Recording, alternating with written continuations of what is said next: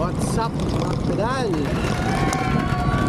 So punta tayo sa andito pala tayo sa Pasig, no? Dadaan natin si Joshua. Kakaroon lang tayo ng short ride again. Puro short ride lang tayo. E pupunta na naman tayo, hulaan nyo, Kampihan. So yan lang, malapit lang. Sa may Buting daw to eh. Nalimutan ko yung name ng coffee shop, pero mamaya sabihin ko na lang. Si Joshua kasi yung nag-research. Although nakita ko yung place, maganda naman. Ayun, yung pupuntahan natin ngayon. Susunduin natin si Josh, yung kapatid ko, para sabay tayong mag-ride papunta ron. Ayun, medyo late na nga eh. Tingin ko kayo na pa naghihintay yun. So ayun, balik tayo mamaya. Alright, it's ride time again. Ito yung Stephen Curry. Joshua. So may pupunta, anong name ng coffee shop? Work of Love. Work of Love na coffee shop. Oh, maganda yung kanyang pangalan, no? Kaya ito tayo. Pupunta tayo sa Work of Love coffee shop. Sa may Buting daw to. So tingnan natin kung ganda ba. Dito sana tayo dadaan kaso traffic. May ano kasi ngayon eh, hapon nabasa ng mga students. Ayun, malapit lang muna tayo ngayon kasi ka-ride lang nito kahapon. No, hindi tayo nakasama kahapon kasi may ginawa tayo. May mga bisita tayo kahapon. So i-shoutout ko na rin ang mga bisita ko, no? Si Vito, Delio, Shane, Nance, Michael. Yan, what's up, what's up? Sana yung nag-enjoy kayo sa ating team outing. Yan. Okay. Dito tayo sa Malinaw Road. Makikita nyo, approaching tayo ng simbahan. So dito tayo dadaan papunta dun sa Buting, no? So kakaliwa tayo dyan. Tapos dire-diretso na lang yun hanggang pakarating tayo sa Tulay. Papunta sa ano pangalan ng ano na yun? Papunta sa nalimutan natin, no? Elisco Road, yan.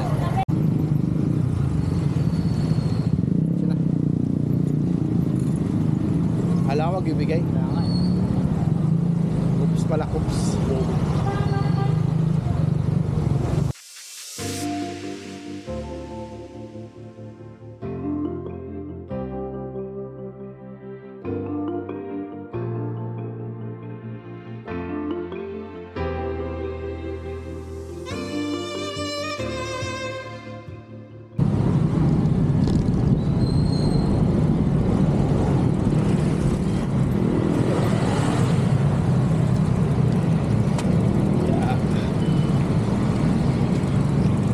Okay guys, ito na tayo sa Work of Love. Ayan na yan.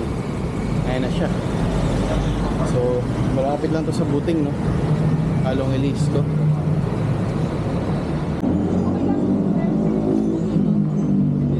Dito na lang kasi sa entrance para hindi masasal.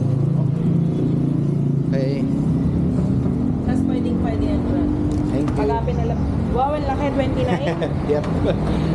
Parehas lang. Rest lang.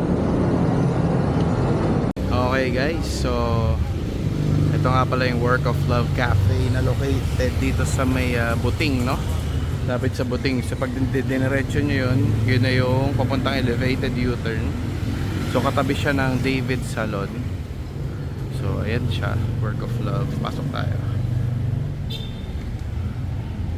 Push. Ayun, so this is the place. Medyo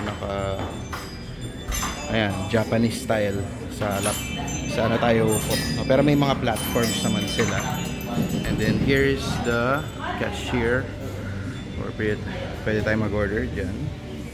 And si Josh. Thank you. So may mga box sila dito.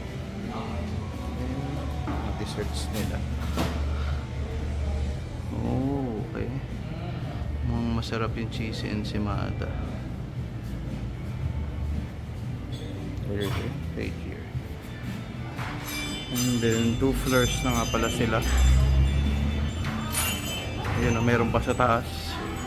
Not sure if pwede rin doon, pero most probably pwede rin. Ayan, walang na masyadong tao. Yay! Then Joshua, dito kami sa couch. So ayan, tanggalin lang muna namin yung aming sapatos and chinelas. And then, let's sit. Nothing is impossible through Him. Luke 1:37. Amen. Okay. Buwan tayo sa kanilang taming-ming. Joshua, relax na relax. Amen. Alright. In-order nga pala namin is medyo kakaiba ngayon yung na-order namin. Ha? Kakaibang flavor yung order namin ngayon. So, nag-order kami ng Spanish latte. Parang di pa namin na-order yun dati. Tsaka caramel macchiato, no? Medyo bago yung order namin. Although marami naman silang pwedeng orderin na coffee. Yan, wake me up. So, signature coffee daw nila. Parang uminom ng strawberries covered with chocolate tapos may coffee. Masarap to. Caps lock. Spanish latte, mas okay with cinnamon pero preferred natin na wala. So, pinaalis natin. Black sesame cafe latte. If maili ka sa very different flavor, ito yun. Yan. And then, recommended nila sa post-bike na mga merienda raw. Siyempre, medyo heavy kasi kakabike mo lang. So, yes, rice. Yung adobo and bistek daw. And then, pwede rin mag fish and chips. Yan. Or pork nachos. So, tingnan natin mamaya kung magutom tayo, pwede naman tayo mag-order. Pero yun lang. Ganda rito, guys. So, dito yun yung order namin. Do everything in love. So, yun, no, first time natin maka-encounter. Meron silang free na Kremil Escol Relief. So, para sa mga acidic dyan, ang galing. So, ready sila. Nice one. Lagi akong bumibili niyan pagka ina-acid ako So, sakto siya. So, yun. Ano pa na to? Acidic friendly na lugar. Acidic friendly ba? Obviously, binigyan ka ang acid. Acidic friendly. One, kudos sa Work of Love Cafe. Yan. Definitely recommended. So, andito na yung aming mga coffee. Sarap. Solid. Yan. Sarap ng Spanish latte nila. So marami na tayong mga natikman ng mga ibang Spanish latte pero Yun na lang yung channel mo, tumigil na Spanish latte. Lahat ng coffee yan. dapat mga ka-Spanish. What's up mga ka-Spanish? Puro Spanish latte tayo Alright. So far so good. May in-order din kami na pulled pork nachos. The perfect ba? Dito nyo naman. So, ang sarap. Punta kayo dito. Dali!